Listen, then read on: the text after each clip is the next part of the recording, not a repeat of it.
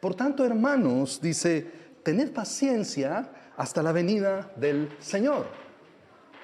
Muy bien, luego dice, mirad cómo el labrador espera el precioso fruto de la tierra, aguardando con paciencia hasta que reciba la lluvia temprana y tardía. Tened también vosotros paciencia y afirmad vuestros corazones, porque la venida del Señor está cerca. Versículo 9 dice, hermanos, no os quejéis unos contra otros, para que no seáis condenados. Aquí el juez está delante a la puerta. Hermanos míos, tomad como ejemplo de aflicción y de perseverancia a los profetas que hablaron en el nombre del Señor. Versículo 11. He aquí, tenemos por bienaventurados a los que sufren. Habéis oído de la paciencia de Job y habéis visto el fin del Señor, que el Señor es muy misericordioso y compasivo. Versículo 12. Pero sobre todo, hermanos, dice, hermanos míos, no juréis ni por el cielo, ni por la tierra, ni por ningún otro juramento, sino que vuestro sí sea sí y que vuestro no sea no, para que no caigáis en condenación. Padre, en el nombre de Jesús, en esta mañana queremos pedirte que dirijas nuestro estudio bíblico, que prepares nuestro corazón para que podamos entender la exhortación de tu palabra para nosotros y que podamos avanzar y crecer espiritualmente como tú has determinado que crezcamos según tu palabra. Padre, gracias porque tu palabra nos lleva a toda verdad y queremos pedirte, Señor, que todos tus propósitos se cumplan en nuestras vidas. Queremos pedirte, Señor, que abras nuestro entendimiento para captar lo que tu palabra quiere decir y que avancemos en nuestra vida cristiana. En el nombre de Jesús oramos. Amén. Cuando hablamos de la paciencia, ¿a cuántos les gusta el tema de la paciencia? A mí me encanta, dicen los hermanos por allá. Sí, también, a todos nos gusta el tema de la paciencia, ¿no es cierto? Pero no lo estudiamos mucho porque como somos muy pacientes no tenemos mucho que aprender sobre ese tema. Entonces, pero al hablar de la paciencia, alguien decía, seguro que cuando repartieron la paciencia, yo estaba en la otra fila haciendo un reclamo. Yo creo que esta frase sugiere de manera un poco humorística que la persona que está hablando estas cosas tiene poca tolerancia para la espera o para la frustración. Y que si alguien está pensando, ¿cómo puedo saber si tengo paciencia o no tengo paciencia?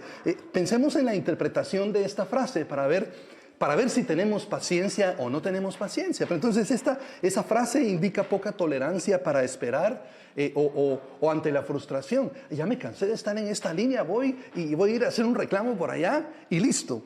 O que tengo una personalidad reactiva en lugar de una personalidad proactiva. Que quizá tengo tendencia a protestar o a estar cuestionando todo el tiempo las cosas que se dicen. O que tengo dificultad para aceptar los procesos que son lentos desde mi poca perspectiva. Uy, no, ahí viene aquel caminando. Solo de verlo ya, mi paciencia se terminó, dice. Entonces, o que exijo soluciones rápidas, o que necesito controlar las circunstancias. Bueno, habla aquí esa frase de una persona que se frustra rápidamente con las realidades de la vida, porque la vida nos va a traer ciertas dificultades que no podemos todo el tiempo prevenir, y cómo respondemos a ella demuestra si tenemos o no tenemos paciencia. Entonces, ¿cuántos de ustedes se pueden identificar con esa frase? Amén. Quizá seamos más impacientes de lo que creemos. Y quizás somos impacientes porque no sabemos, escuchen esto, que la paciencia tiene una recompensa. La paciencia tiene una recompensa. ¿Sabías que la paciencia tiene una recompensa? Según Santiago, capítulo 5, sí. La recompensa de la paciencia. ¿Cuál es la recompensa de la paciencia según el pasaje que acabamos de leer? ¿Cuál es la recompensa de la paciencia? En el texto que acabamos de leer, la recompensa de la paciencia, hermanos, particularmente en el versículo 11. Si dirigen sus ojos al versículo 11, vamos a entender la recompensa de la paciencia, que es recibir una mayor revelación del carácter misericordioso y compasivo de Dios. En Santiago 5:11 leemos lo siguiente: he aquí tenemos por bienaventurado o por dichosos a los que sufren. ¿Sí? El sufrimiento está conectado con la paciencia. Y dice, ¿habéis oído de qué? De la paciencia de Job. Entonces, conecta el texto, el sufrimiento, con la paciencia, y ahora nos habla de un hombre que se llama Job, que esa historia la hemos leído muchas veces. Y dice, y habéis visto el fin del Señor. Esa frase la vamos a explicar en un ratito porque puede ser un poco confusa.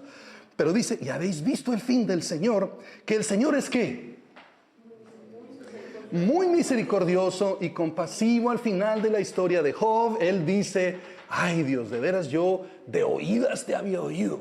Yo pensé que te conocía, pero ahora te conozco más. Entonces, Job recibió una mayor revelación del carácter misericordioso y compasivo de Dios. Ya habéis visto, dice el texto, el fin del Señor. Y esa frase, al leerla, muchas personas se confunden. Entonces, puede ser esta palabra entendida de varias maneras. Puede ser entendida como el resultado del proceder del Señor para con Job, es decir, cómo actuó Dios con Job. O puede ser entendido como de qué modo trató Dios a Job hasta el final. O lo que al final Dios le dio a Job. O como el buen final que Dios le dio a Job, o como el feliz desenlace a lo cual Dios condujo a Job, o como el propósito final del Señor. En otras palabras, lo que esa frase nos está diciendo es que notemos la recompensa de la paciencia, es decir, que vamos a poder recibir una mayor revelación del carácter misericordioso y compasivo de Dios. Ahora, cuando hablamos de Dios, escuchen lo que Santiago dice en el contexto de la paciencia y del sufrimiento. Dice él que Dios es ¿qué? Dos cosas allí. Vamos a recibir revelación de Dios de dos cosas en nuestra vida. Y el texto dice que Dios es muy misericordioso y compasivo. Notaron, hermanos, que el texto dice que Dios no solo es misericordioso, sino que es muy misericordioso. No solo misericordioso, sino que muy misericordioso. Es decir, que Dios tiene un afecto profundo por nosotros. Los padres entienden lo que significa tener afecto profundo por alguien. Los enamorados también saben lo que significa tener afecto profundo por alguien, ¿cierto?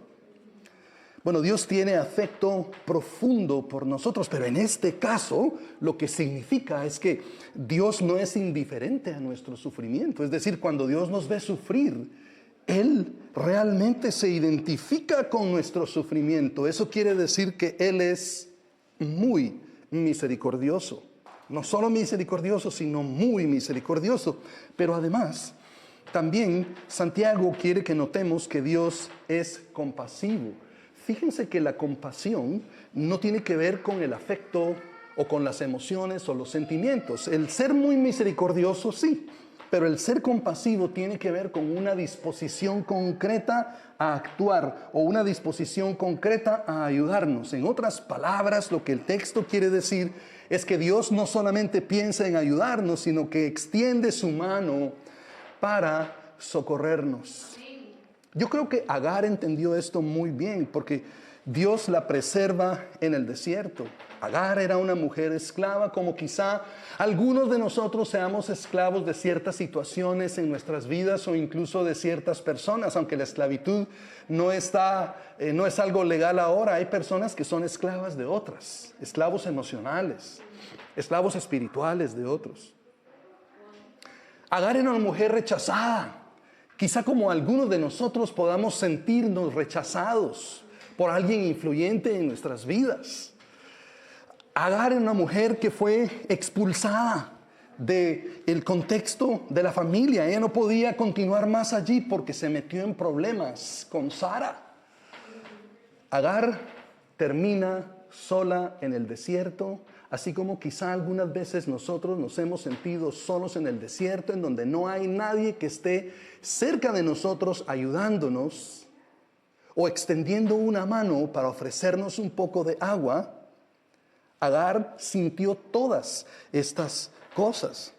Y cuando Agar se encuentra en esa situación, Dios la encuentra, así como Él viene hoy a nuestro encuentro en esta mañana. Dios viene a nuestro encuentro porque Él es muy misericordioso y compasivo, porque Él tiene no solamente los sentimientos de ayudarnos, sino una disposición para actuar. Por lo tanto, Él viene a encontrarnos. Dios no esperó a que nosotros nos acercáramos a Él, porque no podemos acercarnos a Él, no podemos acercarnos a un Dios santo. Y entendiendo esto, Dios dice: enviaré a mi Hijo para que todo aquel que en Él cree no se pierda, sino que tenga vida eterna. Dios vino detrás de nosotros, nos encuentra. Pero Dios también escuchó el llanto de Agar y de su hijo. Así como Él escucha nuestro llanto cuando estás a solas en la noche o durante el día que pasas llorando y las lágrimas te salen. Y quizá la gente ni lo nota y tú estás trabajando y estás con ese dolor y esa pena que te agobia. El Señor está allí escuchando tu llanto. El Señor te escucha. Y luego Dios le promete cuidar a su hijo. Dios le promete a Agar cuidar a su hijo. Hermanos, Dios nos promete en esta mañana que Él cuidará de los nuestros. Esas preocupaciones que tenemos, ese dolor que sentimos, ¿será que mis hijos la van a hacer en este mundo tan perdido? El Señor nos dice en este momento: yo prometo cuidar a tu hijo y a tu hija como cuidé a Ismael, el hijo de Agar, en el desierto. Cuando ella estaba desolada y pensó que no podía más y se dio por vencido, Dios dice: yo cuidaré de tu hijo y de tu hija. Y Dios abre porque Él es muy misericordioso y compasivo, porque Él no solamente siente el deseo de ayudarnos, sino que también actúa en nuestro favor. Dios abre un pozo para salvar a Agar y a su hijo, como Él va a abrir un pozo para ti y para mí, para que en cualquiera sea el desierto que tú y yo nos podamos encontrar, podamos tomar agua fresca de parte del Señor y recibir las fuerzas que necesitábamos. Agar recibió una mayor revelación de la misericordia y de la bondad del Señor y pudo decir lo siguiente: ahora yo conozco a un Dios que se llama el Dios que me ve.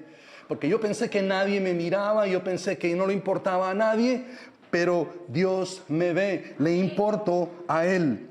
Dios le presta atención a una mujer marginada y olvidada socialmente, como Él lo hará con nosotros. Pero fíjense que en el libro de Éxodo también Dios rescata a su pueblo de las dificultades en las que se encontraban en el desierto. Dios literalmente carga con su pueblo Israel en el desierto. Fíjense que la respuesta de Israel era murmurar. Israel murmura en contra de Dios, así como a veces nosotros murmuramos en contra de Dios y nos quejamos en contra de Dios. Todos lo hemos hecho. Dios entiende nuestras debilidades. Israel murmura, Israel duda de Dios, así como nosotros nos hemos enfrentado a la duda en esos momentos de dificultad en el desierto, donde sentimos que hemos perdido todo. En esos momentos dudamos. También Israel se rebela repetidamente. y dice: no puedo más. Israel no iba a pasar o no quería pasar por el proceso de Dios, y Dios nos está llamando a que entendamos que para poder salir del desierto en el que estamos necesitamos pasar por ese proceso y confiar en la misericordia y en la bondad de Dios. Y aún así Dios le provee el maná a ese pueblo, porque la promesa de Dios es que los que le buscan, los que le aman, tendremos lo que necesitamos para poder sobrevivir. Dios le da agua a su pueblo en el desierto, hace un milagro de proveer agua. Y yo creo que nosotros hemos visto la mano de Dios, porque la mano de Dios no se ha acortado para hacer milagros a nuestro favor. Y el mayor milagro que Él ha hecho, Él dice: yo le di agua en el desierto al pueblo, pero en esta ocasión, dice, yo voy a darles una fuente de agua que salta para vida eterna. Algo que va a fluir dentro de ustedes para que no tengan sed espiritual más. Dios le provee dirección y protección a su pueblo Israel, como Él promete, dirección y protección a nosotros en esta mañana. Hermanos, Dios muestra su misericordia y su compasión persistente hacia un pueblo que es frágil y contradictorio. Escucha, hermano y hermana, Dios mostrará su misericordia y compasión persistente en tu vida, a pesar de que tú seas frágil, a pesar de que seas contradictorio y a pesar de que persistas en procurar alejarte de Él. Él estará allí contigo. Por supuesto que Él eventualmente traerá corrección a nuestras vidas si no aprendemos a actuar en la forma en la que debemos hacerlo. Pero Él conoce nuestra debilidad y Él sabe exactamente en dónde se encuentra cada uno de nosotros. Y no nos trata a todos de la misma manera. ¿Ah, qué dijo? ¿Que no nos trata a todos de la misma manera? No. Sí nos trata a todos de la misma manera y no. Nos trata a todos de la misma manera con su amor y paciencia y misericordia, pero Él también nos trata de manera diferente, porque no todos tenemos el mismo desarrollo espiritual, emocional, intelectual, y Él ve las diferencias, la disparidad que hay entre todos nosotros como hermanos en la fe, y trata a cada uno de manera diferente en el lugar en donde se encuentran, para que cada uno pueda tener allí en donde se encuentra una mayor revelación de su misericordia y de su compasión, porque Dios desea que nosotros alcancemos la recompensa de la paciencia, que es nuevamente una revelación de su misericordia y de su compasión, que es mayor de la revelación que ya tenemos ahora. Hermanos, ¿cómo puedo recibir esa revelación del carácter misericordioso y compasivo de Dios? Quizá alguien se haga esa pregunta. Y es una buena pregunta para hacernos en esta mañana, ¿no es cierto? Porque si yo quiero tener una mayor revelación de la misericordia y compasión de Dios, hay cosas que debo hacer. Y la primera acción que debo hacer, porque lo recibimos al llevar a cabo 3 acciones. La primera acción que debo llevar a cabo es afirmar mi corazón hasta la venida del Señor. Esto lo vemos en los versículos 7 y 8. Lo que Dios desea, hermanos, es que desarrollemos, escuchen esto, presten atención a estas palabras. Dios desea que desarrollemos una firmeza interior sostenida por la certeza de la intervención final de Dios. ¿Qué es esto? ¿Cómo se entiende esto? Dios nos da un ejemplo a través de Santiago en los versículos 7 y 8, porque allí se nos da el ejemplo de un labrador, de una persona que trabaja la tierra. Y dice así: el hombre va y trabaja en la tierra, pone la semilla y luego el labrador empieza a preocuparse. ¿Para qué trabajé? Me maté trabajando, hice un montón de trabajo. Y ahora la semilla no viene porque el labrador plantó la semilla, ¿sí? Hoy, y quiere que el lunes ya haya una semilla que esté produciendo fruto. ¿Es cierto? O dice el labrador: bueno, ya pasó una semana, yo no miro ninguna semilla que salga. Dios, ¿qué es esto? Y ya pasó un mes y 3 meses y no veo que ninguna semilla se produzca. Todo mi trabajo fue en vano. Entonces Él ilustra cómo es que nosotros debemos desarrollar una firmeza interior sostenida por la certeza de la intervención final de Dios, porque el labrador sabe que Él planta una semilla y que tiene que plantar la semilla en cierto tiempo para que cuando venga la lluvia temprana y tardía, dice, esa semilla produzca el fruto para el cual fue plantada. De la misma manera, hermanos, Dios desea que plantemos la semilla de la paciencia en nuestras vidas y que esperemos, dice, hasta la venida del Señor, porque así como la lluvia temprana y tardía viene, el labrador planta la semilla y el labrador sabe en su corazón, el labrador entiende, tiene una firmeza interior en sí mismo.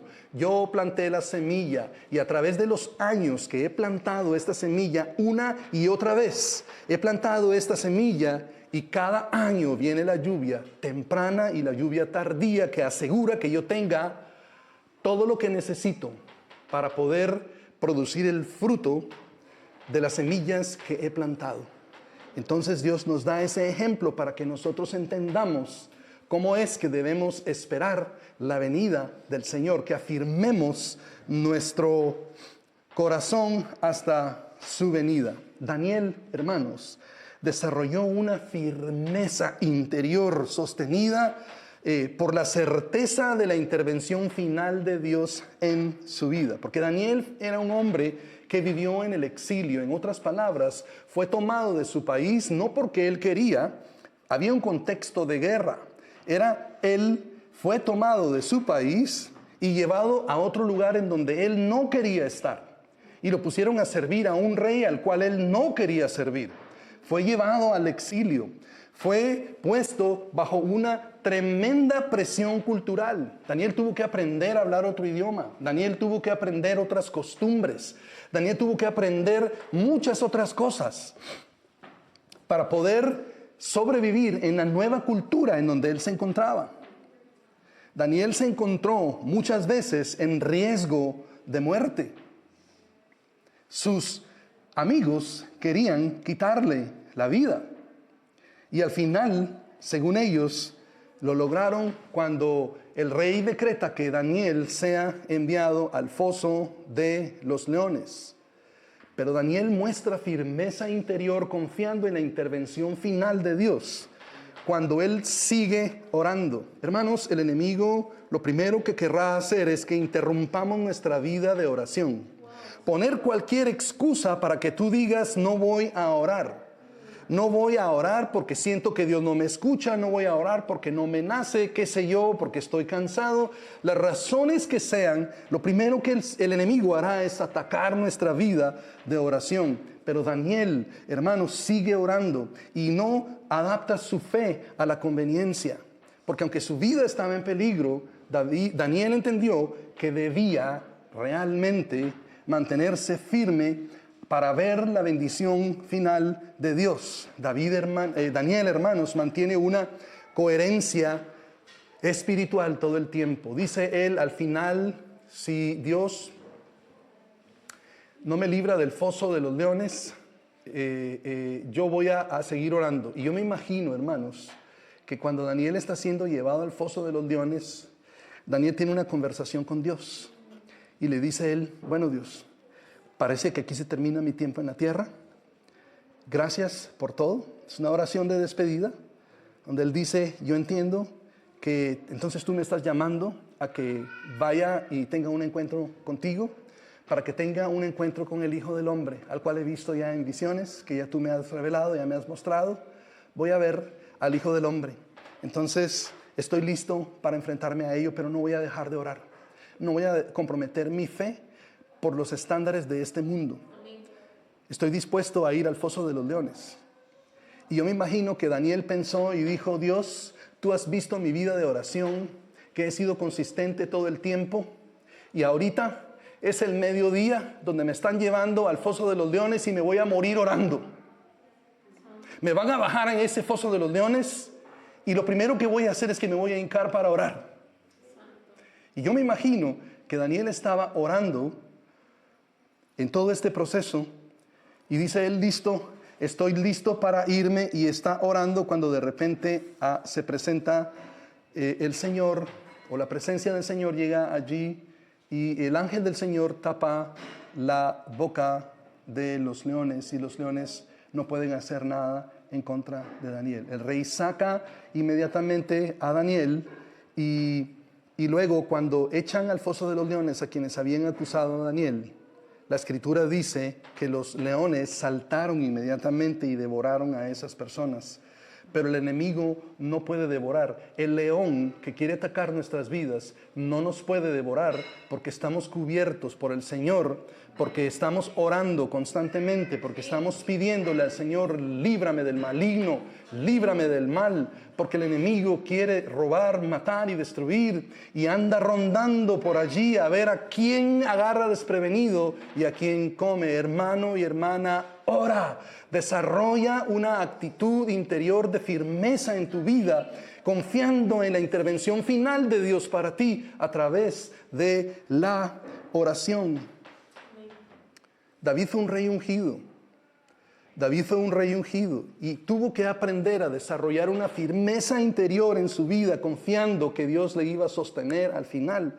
Porque David fue ungido rey, pero pasaron años huyendo de Saúl, viviendo en cuevas, sin tomar lo que ya le pertenecía. Y quizá nosotros nos encontremos en situaciones similares, donde estamos huyendo, estamos a la huida, donde estamos viviendo en situaciones en las que realmente no son las mejores, donde no hemos podido alcanzar las promesas que Dios nos ha dicho y quizá nos hemos cuestionado y hemos dicho, ¿será que escuché bien lo que Dios me quería decir? ¿Será que entendí lo que Dios me quería decir? Porque veo tanta persecución. Pero David se niega a forzar el cumplimiento de la promesa de Dios. Haz un alto, hermano y hermana. No te corresponde a ti tratar de forzar el cumplimiento de las promesas de Dios. David no lo forzó. David desarrolló una confianza interior en Dios, que él sabía que Dios lo había llamado para ser rey de Israel y que Dios iba a abrir las puertas para que él se convirtiera en el rey de Israel que él tenía que ser. Pero David necesitaba pasar por un procesamiento que le iba a ayudar a convertirse en el rey que Dios quería que fuera, un hombre conforme al corazón de Dios. Y los hombres y mujeres conforme al corazón de Dios no se forman de la noche a la mañana, se forman en los procesos y aprenden a escuchar la voluntad de Dios mientras desarrollan una actitud interior de confianza en Él, en la intervención final de Dios en sus vidas. Hemos escuchado que dice el que ríe al último ríe mejor, y vemos al enemigo riéndose, pero al final, en la visión de Apocalipsis, vemos que el Señor es quien tiene la palabra final en nuestras vidas. El sufrimiento en el que te encuentras o en el que nos encontramos es algo, hermanos, de lo cual Dios tiene cuidado, algo que Él sabe y está formando tu carácter como estaba formando el carácter de David para que desarrolles esa firmeza interior, pero no te apresures a forzar el cumplimiento de las promesas de Dios en tu vida.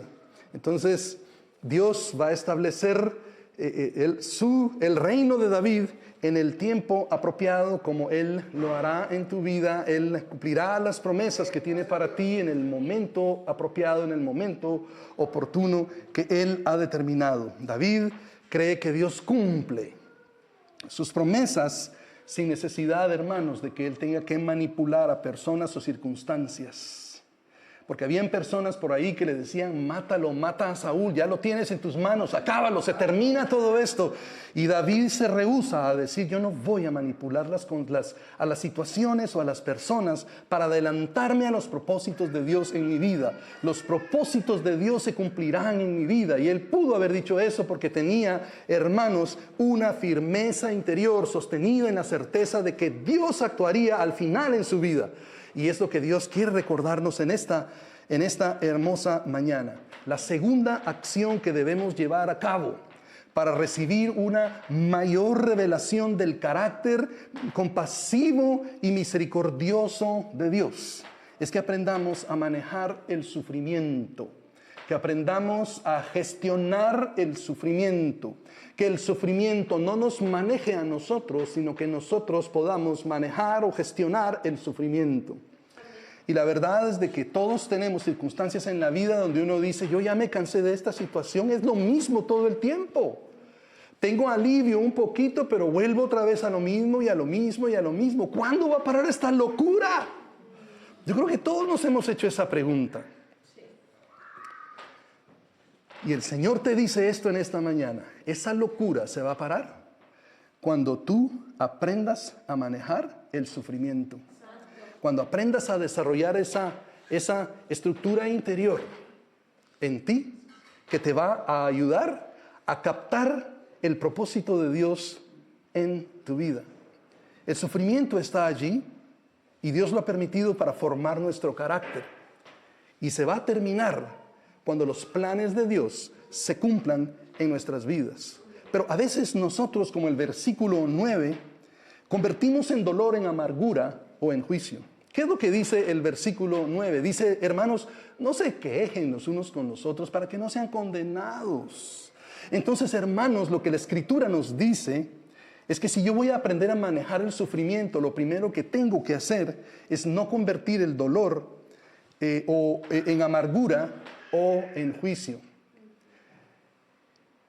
Lo escuchamos en frases como quien dice, es que tú me dices eso porque tú no sabes por lo que yo estoy pasando. Si estuvieras en donde yo estoy pasando en este momento, entonces me lograrías entender. Estoy convirtiendo mi dolor en juicio y amargura y estoy negando el consuelo de mis hermanos porque tú no entiendes cómo me siento, porque nadie sabe lo que yo estoy pasando.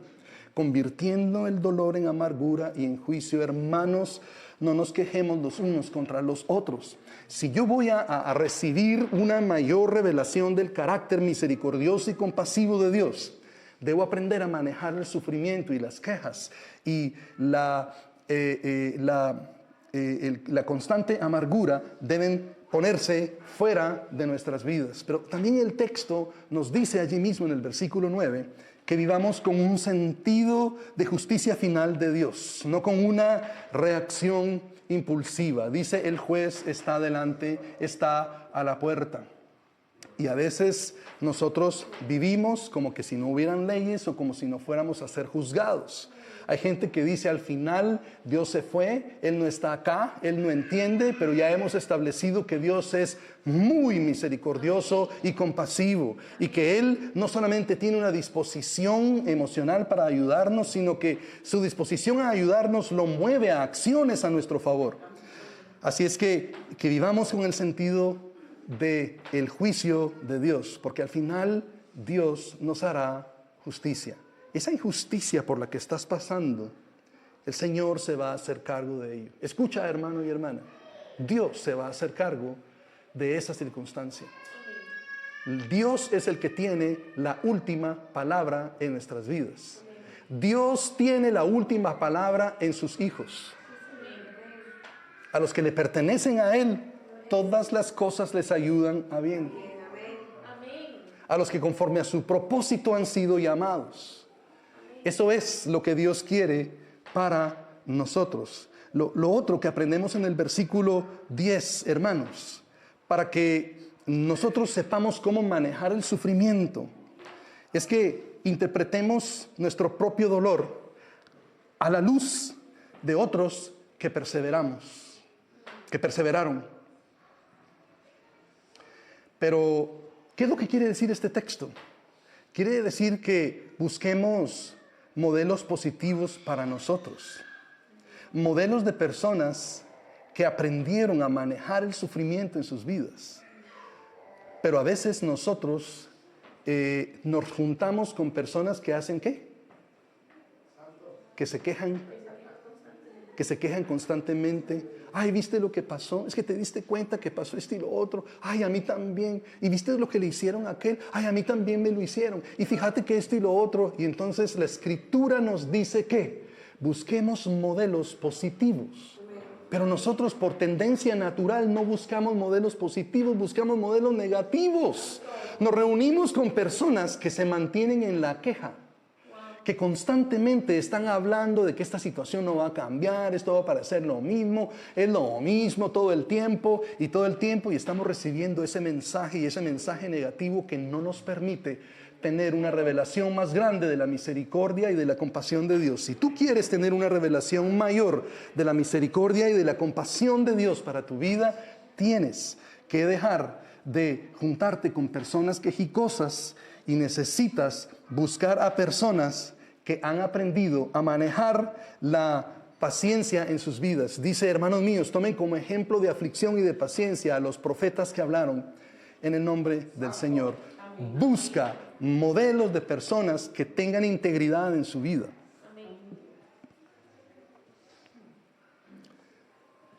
No busques a personas que niegan el sufrimiento. A mí no me pasa nada, ¿sí? O sea, o buscamos al que se queja todo el tiempo, o nos vamos y nos encontramos con alguien que uno dice, pero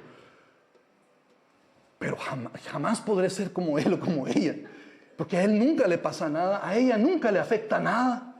Ya todos los problemas de la vida están resueltos en él o en ella. Yo digo, ¿en qué me equivoqué? No busques a personas que niegan la realidad del sufrimiento, porque los profetas fueron hombres que fueron entrenados en el sufrimiento, pero nuestro mayor ejemplo es el Señor Jesucristo, que dice que ¿era qué? Jesús era experimentado en quebranto. Jesús era experimentado en sufrimiento. Pero escuchen, hay gente que piensa que ser experimentado en sufrimiento es, ay, la vida, tan difícil que es para mí. Experimentado en sufrimiento. ¿Sí? Jesús era experimentado en sufrimiento, pero Jesús nos muestra lo que realmente significa ser experimentado en sufrimiento. Él dice, no mi voluntad sino la tuya. Yo sé que voy a sufrir, yo sé que me va a doler pasar por la cruz, sé que me van a escupir, me van a dar latigazos, me van a dar puñetazos, me van a dar bofetadas, sé que me van a poner una corona de espinas, sé que voy a desangrarme por ahí en la cruz, sé que van a hacer todo lo que quieran conmigo, sé que se van a burlar de mí, pero que se haga tu voluntad y no la mía. Entonces, hermanos, para aprender a manejar el sufrimiento de tal manera que podamos recibir la revelación de la misericordia y bondad de Dios, necesitamos realmente juntarnos con personas que tienen integridad, que no están todo el tiempo quejándose, sino que han sabido cómo vencer el sufrimiento en sus vidas. Personas que realmente entienden lo que significa pasar por los procesos de Dios y encontrar en medio del dolor y el sufrimiento la fortaleza interior para poder decir, el Señor quitó, el Señor dará. Que se haga la voluntad del Señor en mi vida.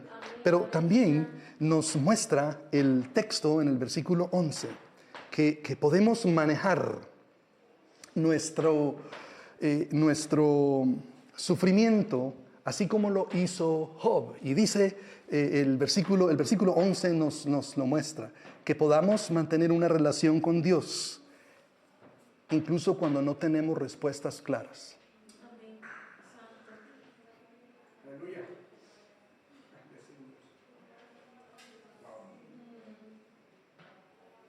¿A cuántos de nosotros le gusta claridad? Buscamos revelación, ¿no es cierto? Yo quiero moverme en la vida con certidumbre. Díganle eso a Job. A ver si Job hubiera avanzado en la vida, si él hubiera dicho, o me aclaras por qué estoy sufriendo, o aquí se termina mi relación contigo. Se termina, Dios. Sí, yo soy una persona que quiere cuentas claras. Yo quiero que todo esté claro en mi vida para poder avanzar, ¿sí? No quiero sentir sufrimiento, básicamente, ¿sí? No quiero pasar por dificultades, quiero que todo esté claro. ¿Por qué estoy sufriendo? ¿Para qué? ¿Qué es lo que va a ocurrir con mi vida? Job dice, aunque yo no entienda todo lo que él está haciendo, yo sé que mi Redentor vive. Esa fue la conclusión de Job. Entonces, hermanos, debemos mantener nuestra relación con Dios, aun cuando las respuestas no son claras. ¿Tienes alguna duda en este momento? Escucha esto. Quizá hayas estado buscando una respuesta para algo y Dios te la quiere dar, pero a lo mejor en este momento no. Porque lo que Él quiere que tú aprendas es realmente Él o ella va a tener una relación conmigo si no hay cuentas claras entre nosotros, si no le digo todo. O cuando yo le diga, listo, ya entendí, me voy, me alejo de la iglesia, me alejo de Dios porque ya tuve lo que quería. Y es que Dios no nos tiene aprisionados tampoco. Esa no es la voluntad de Dios. Él quiere forjar nuestro carácter de tal manera que aprendamos a manejar el sufrimiento en nuestra vida, porque Él quiere que recibamos una mayor revelación de su misericordia y de su compasión. Amén. Eso es lo que Él quiere. Muy bien, pero la última acción que debemos llevar a cabo para recibir una mayor revelación del carácter compasivo y misericordioso de Dios es que aprendamos a decir que sí y que aprendamos a decir que no. Y fíjense lo que está en la Escritura. Leamos lo que dice la palabra de Dios en el versículo 12. Si tú quieres recibir una mayor revelación del carácter compasivo y misericordioso de Dios, tienes que aprender a decir que sí y que no. Dice el texto así, pero sobre todo, hermanos, dice. Entonces, afirmar nuestro corazón hasta la venida del Señor es importante, ¿sí? Manejar el sufrimiento es importante, pero sobre todo, dice, por aquello de que se nos pueda olvidar, dice, por sobre todo, dice, hermanos, no juren por el cielo, ni por la tierra, ni ningún otro juramento, dice, sino que tu sí sea sí y que tu no sea no, para que no caigas en condenación. Que tu sí sea sí y que tu no sea no. Lo que Santiago no está prohibiendo simplemente decir te lo juro, porque hay gente que ya la palabra de ellos no vale nada. Entonces tienen que jurártelo. Te lo juro por mi madre, te lo juro por Dios, te lo juro por esto. Y uno dice, yo ya me cansé de promesas, solo promesas y puro cuento. A la hora de hacer la cosa no lo hacen, porque es puro cuento. Entonces él no está diciendo a la gente, no digas te lo juro nada más. Va mucho más allá. Lo que él está haciendo es que está atacando la tendencia a reforzar nuestra palabra con juramentos, porque ya nuestro sí y porque ya nuestro no son confiables. Ya hemos perdido nuestra reputación y creemos que la seguimos teniendo y damos más, hacemos más promesas y más promesas para allá. ¿Sí? Para allá. No más promesas, no más palabras. ¿Qué es lo que dice Santiago? Sea hacedor de la palabra de Dios. Amén. Ya no prometas tanto. Hazlo. Amén. Hazlo. Entonces, lo que Santiago está atacando es la falta de coherencia entre lo que se dice y lo que se hace. Nos vendemos muy bien. Vendemos quizá nuestro liderazgo o las cosas que podemos hacer, pero a la hora de producir lo que hemos vendido con el producto que damos es muy, muy pequeñito. Y Santiago dice, traigamos eso en perspectiva. Hablemos de la manera apropiada, o hablamos menos o producimos más. Una de dos. Sí, hablemos menos. Ajustemos nuestra charla a lo que realmente podemos producir. O si el llamado de Dios es a que produzcamos más. Entonces no hables tanto, pero produce más. Ay, es que ahí siempre quieren que uno dé más, que uno haga más, que uno... No se trata de eso, hermano, ¿cierto? Eso no es lo que Santiago quiere decir. Santiago también está atacando la manipulación del lenguaje para evitar la responsabilidad. Entonces, ni te dicen que sí, ni te dicen que no. Te mantienen en el quizás. ¿Cierto? ¿Y qué dice la canción?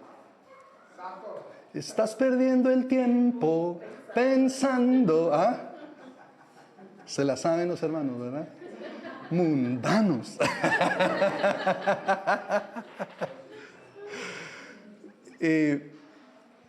Está hablando, hermanos, de que dejemos de manipular el lenguaje. El quizá no existe en términos de nuestro compromiso con el Señor. O decimos que sí o decimos que no. Él quiere que nos definamos, que digamos que sí o que digamos que no.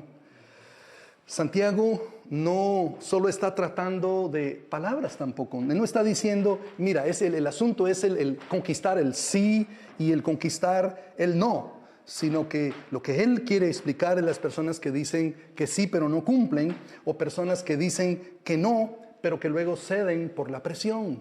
Yo no quería hacerlo, pero al final lo molestan tanto a uno ahí que me dijeron 15 veces y al final tuve que decir que no. Y estamos haciendo ¿qué? Nos estamos quejando. Y al quejarnos ya aprendimos que no estamos manejando bien el tema del sufrimiento y por lo tanto esa queja bloquea nuestro entendimiento de la voluntad de Dios para nosotros, que es que recibamos mayor revelación de su misericordia y compasión. Lo que Santiago está diciendo es que el lenguaje no debería ser usado para evitar la responsabilidad. Ese es el tema de Santiago. Ahora, ¿cómo le hago yo para poder decir que sí y decir que no según Santiago?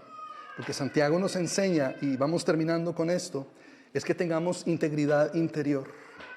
¿Sí? Integridad interior antes del discurso externo. ¿Qué quiere decir esto, hermanos? Es decir, que yo sepa realmente lo que yo quiero. ¿Sabes tú lo que quieres? ¿Sabes tú lo que quieres? ¿Sabes tú cuál es la voluntad de Dios para ti? La voluntad de Dios es que todos usemos nuestros dones y talentos para edificar a la iglesia. Eso es lo que Dios desea. Entonces, ¿qué me quieren obligar a que yo haga algo? No.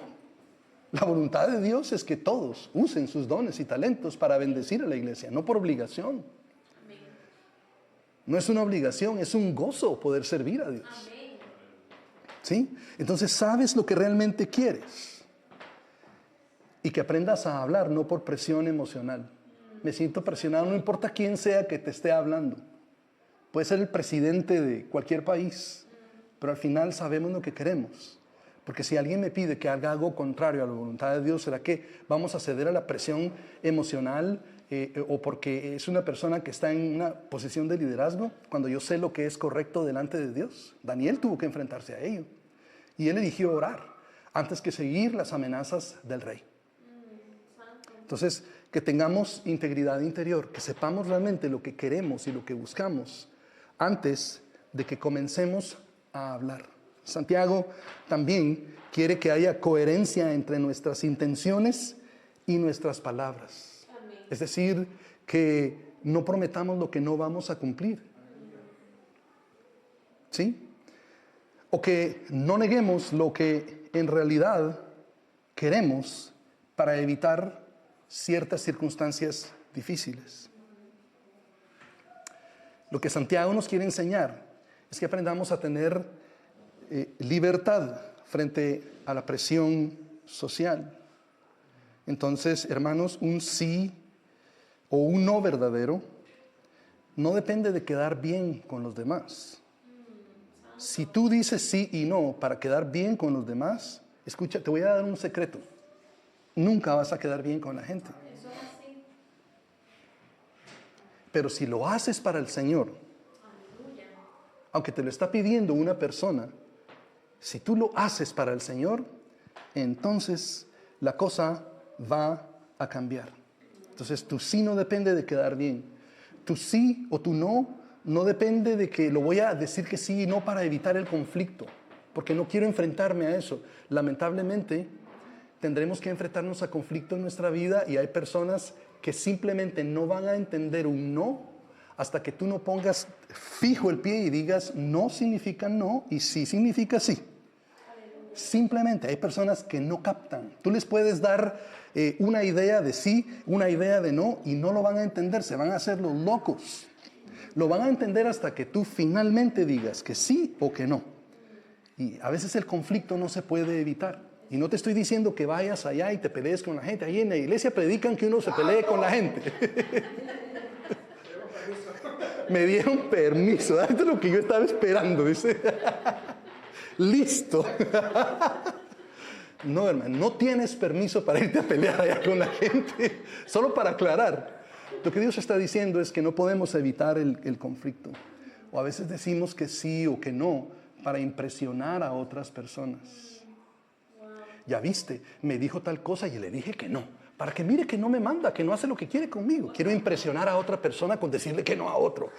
O le dije que sí porque pues me dijo que creía que yo era muy capaz y entonces yo me siento, voy a impresionar a la gente con mi sí. No. Lo último, hermanos, lo que Santiago realmente nos está diciendo para poder aprender a decir que sí y que no, es que desarrollemos honestidad sin adornos innecesarios. Entonces, la verdad no necesita de exageración. No hace falta jurar constantemente. No hace falta reforzar nada con dramatismo. Simplemente debemos hacer lo que Dios nos ha llamado a hacer. Y ojalá, yo quisiera orar en un minuto para que Dios nos libere de esos bloqueos que nos impiden poder decir que sí y poder decir que no. Y a veces, hermanos y hermanas, esos bloqueos tienen que ver con que si yo digo que sí y no en ciertas circunstancias, la gente va a pensar que yo soy egoísta. Escucha, no eres egoísta. Estás aprendiendo a hablar de la manera apropiada. Si yo digo que sí o que no, van a pensar que yo soy desobediente porque no estoy participando de ciertas cosas. No es cierto. Si yo digo que sí y que no, entonces la gente va a empezar a hablarme a mí en blanco y negro. Y salte del área gris. Yo no puedo decir que sí y que no, porque entonces si yo hablo con sí y que no, entonces voy a lastimar los sentimientos de los demás. O si yo empiezo a hablar con sí y que no, la gente entonces va a lastimar mis sentimientos, porque me van a hablar a mí de manera dura. Eso no es lo que Santiago está diciendo. Yo no puedo decir que sí y que no, porque entonces la gente va a pensar que yo estoy enojado. Sí, si yo le digo no a algo, la gente va a decir, ese está enojado, no tiene ganas de servir. No, debemos entender las realidades internas, debemos entender lo que podemos hacer y lo que no podemos hacer. Y si no podemos hacer algo, entonces debemos ser claros en decir que no. Y si podemos hacer algo, debemos ser claros en decir que sí. Es que yo no puedo decir que sí porque entonces cuando yo digo que sí o digo que no, en ciertos contextos empiezo a sentir una culpa tremenda. No sé qué hacer. Si yo digo que sí y que no, yo tengo temor de que voy a perder amistades y la gente no me va a hablar. Hermanos, el Señor es nuestro ayudador, Él es nuestro amigo y te garantizo algo. Él quiere que tú tengas amigos y vas a tener amigos y vas a tener personas que también son saludables y que pueden decir que sí y que pueden decir que no. Y no tienes que quedarte atascado con personas que no aceptan tu sí y que no aceptan tu no. Sé libre, iglesia, para poder decir que sí y para poder decir que no. Porque en la libertad que tú experimentes en decir que sí y que no, está esa bendición que Dios quiere allí para incrementar la revelación que ya Él te ha dado de su misericordia y compasión, porque Él quiere que tú tengas una mayor revelación de su misericordia y compasión. Oremos en el nombre de Jesús.